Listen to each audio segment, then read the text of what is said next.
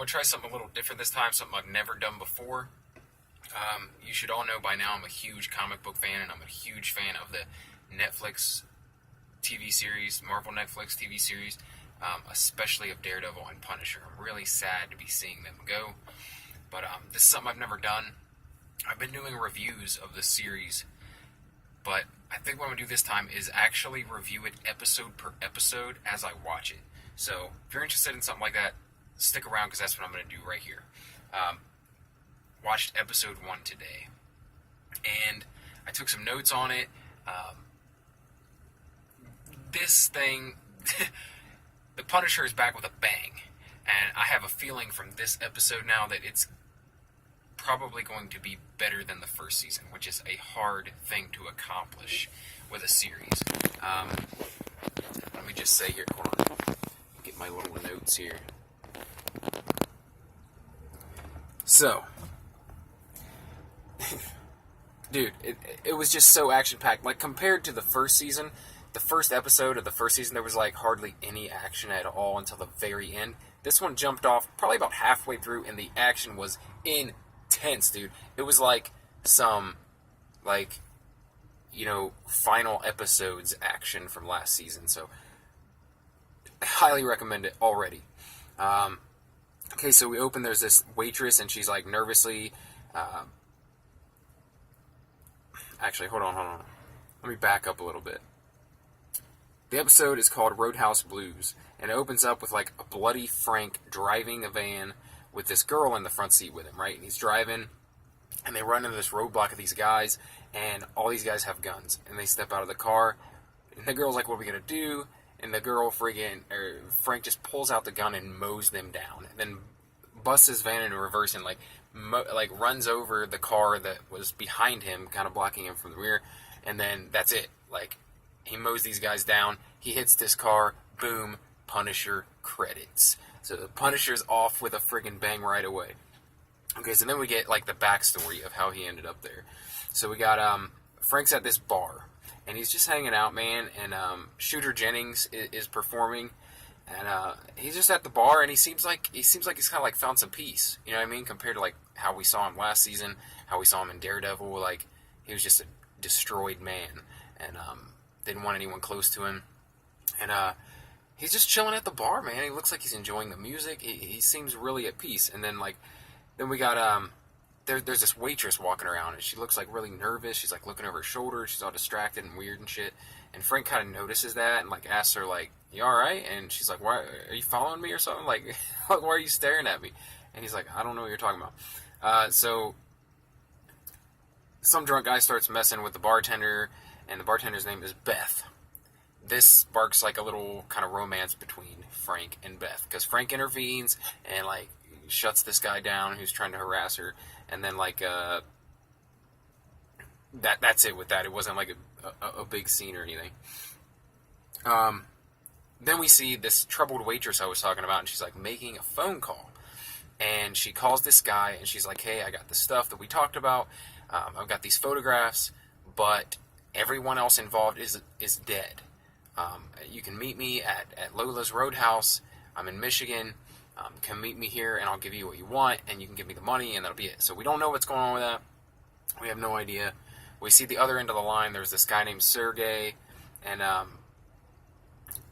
Sergey is, like, being beaten and tortured, trying to get information out of him. So we know that someone really wants these photos. I guess that's what they are that she has, and so that's how we figure out that they're in Michigan, because the girl says that. So that's where Frank is in this story. So yeah, somebody really wants what this girl has. She says, come meet me at this bar tomorrow.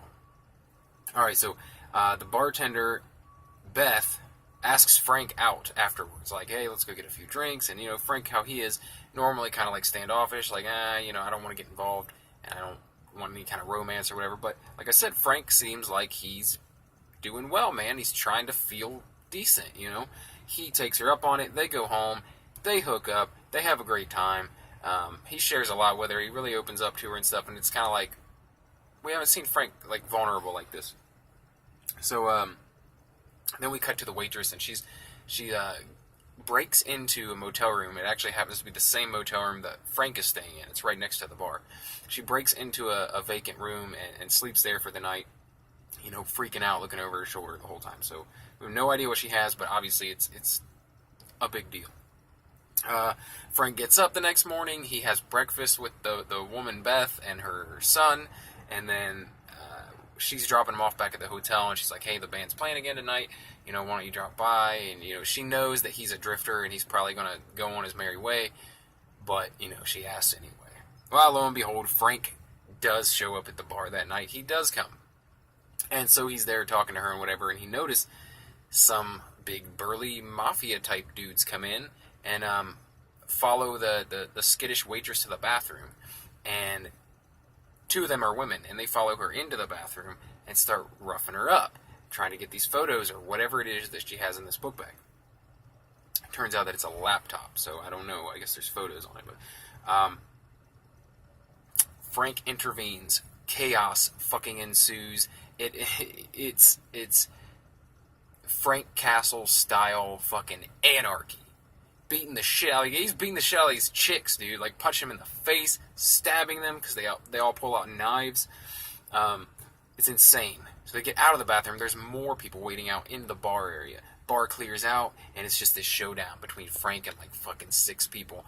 But then the bouncer joins in and kind of helps Frank out because these guys are attacking the bouncer, and it's fucking crazy, dude. It's madness. And Frank's getting the shit beat out of him too. Like he's not losing, but he's getting all bloodied and shit. He has a stab wound. He ends up getting shot when they start to pull guns. Frank though. He fucking kicked their asses. But in all the chaos, Beth, his new love, got shot. And I thought she was just going to die right there, and that was going to be how it is. Like, Frank's like, this is what happens if people get close to me. Fucking rape. But, no, she's not dead. She gets wounded. Frank throws her in the van, grabs the skittish girl, jumps in the van, and drives Beth to a hospital, drops her off, and takes off with the girl.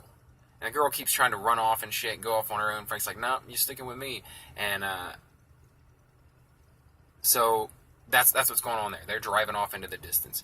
And then we go to our first glimpse back in New York of Madani. Madani, the detective from last season who was hunting Frank the whole season, who ended up bringing the bad guys down, including Billy Russo. She's there, and obviously she's having a hard time. If you don't remember last season, Billy Russo played her like a fucking fiddle, made her like fall in love with him, and really he was a complete scumbag, murdering piece of shit that she was actually hunting. And so she wants to see what happens to this fucking guy. Well, Billy Russo's laying there in a coma, and we can't see his face yet. It's covered with a mask, but Madani's there like, yeah, you fucking piece of shit. Like, just talking to him while he's in his coma, drinking from a flask. She's fucked up. She leaves. Billy Russo opens his eyes, and that's like, jigsaw. So then we go back to Frank and girl, I don't even know her name, girl, in the van, and they're driving, and she's like, do you think there'll be more of them? And he's like, I hope so. End fucking credits, dude. Tell me that's not a badass episode. Like, I might not break it down like every single scene like that in all these videos, but since it was the first one, I really wanted to set the stage. But I am going to try to review each episode as they come, and the rest will probably only be a couple minutes long, 2-3 minutes. We'll see how it goes. But if you like this sort of thing, if you want to hear the whole series, stick around, subscribe to the channel. This is what I do here, man. I talk about movies, TV shows, comic books, nerd shit, pop culture, all that type of stuff. So if you're into that, subscribe for more. Thank you for watching. I'll see you in the next video.